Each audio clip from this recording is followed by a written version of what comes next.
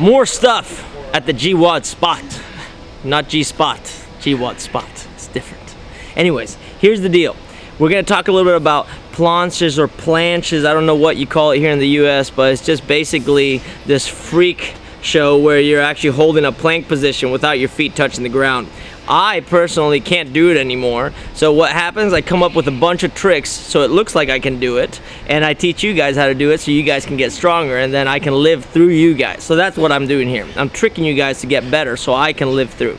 Anyways, here's the deal. We're gonna talk about this plunge, planche, whatever you wanna call it. You tell me, I don't care. It's just a position that looks pretty crazy, and it's cool, and it makes you stronger and better at everything else. So check this out. First things first. If I get into a push-up position, we talked a lot about push-up position, body position, setup.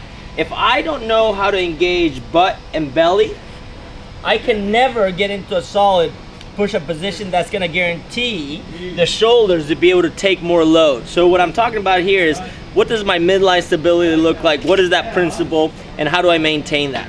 If I am trying to do any kind of work and my butt is sticking out, rib cage out, yes, I'll be able to load up the shoulder, but most likely I'm gonna be leaking some power and potential there. So that's the first thing. Can you get your butt tight, belly on? Second thing, hand placement. For this, there are several options. If you could have just fingers facing straight forward, hands completely flat on the ground, that'll be awesome. But a lot of us lack this wrist flexibility where as soon as my shoulder goes past my hand, the heel of the hand wants to lift and I start getting this low elevation.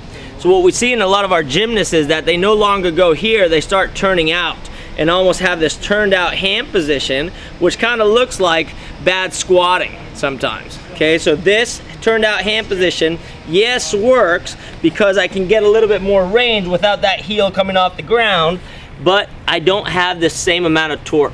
So play with that, see what that feels like, see what that looks like. There are some people that even go as far as turning the hand backwards and now they go into it.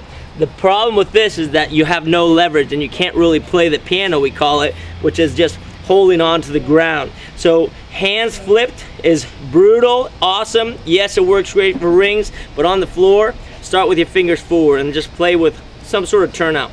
The closer together, or sorry, the closer in where your index fingers are parallel, the better. If you have to turn them out a little bit, that's okay as well. Now, I personally go here because I'm that stiff. The first thing we're gonna do is just a little shoulder loading. So, can you get into a push-up position? Can you load up the shoulder? How far forward can you go without buckling? Another thing is, you probably can't see it with my hoodie on, but can you load up without the elbow bending? The elbow can't bend. What I'm looking for here is a full lock on the elbow, and I'm actually thinking of pressing into the ground using the elbow as my arm. So it's no longer my hand being the support and the presser and the pusher, it's actually the elbow pushing in. So what I'm looking for here is pre-stiffness and loading, and then I lean in, I'm like, okay, that's my range, that's where I feel like I can't go anymore. I feel like my wrist is maybe a little tight, let me open up, okay, I go in, okay, that's where I feel like I can handle that position, and I'm starting to find that little shake.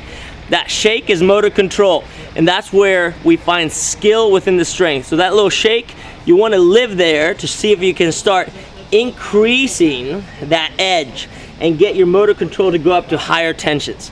So that's skill number one. Skill number two, can you do this same thing but with your feet slightly elevated? We're ideally looking for a horizontal position where our feet are off the ground, and we can use a couple tricks. One of them over here, follow me. We grab a band. If we can hook it to a rack just like this, we can stick our feet up on top of this guy. This band is pretty stiff, so it's gonna put me a little higher, but I'm gonna do the same drill. Can I lean forward into it?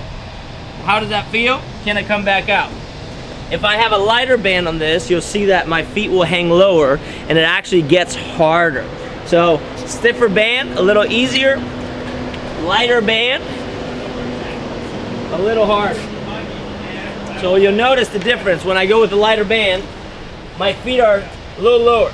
And now as I go forward, I'm really having to fight for good positioning. So that seems like it's very easy, very simple, but that will get you going. So can you play with that? Once you've done this with 2 feet on the band, I would recommend you letting go of a foot, letting go of the other foot. When you release one foot or the other, what we're doing is giving you more degrees of freedom. More degrees of freedom means that it's more challenging to maintain proper or efficient application of force. So that's just another skill within the strength. Can you do this same thing, feet on the band, but notice what I'm gonna do. I'm gonna take 1 foot out and I'm gonna put it underneath. And now I'm going into the same position. What this is forcing me to do is to maintain a stronger midline and giving me more access to actually pushing through and making it a little more realistic. It doesn't look like much, but that's where the money is made. So that's the first drill, band around the ankles. What some of you guys may be thinking is that, oh, but I'm not loading up in the midline as much as I should be, it's more shoulders. Don't worry, that stuff is coming.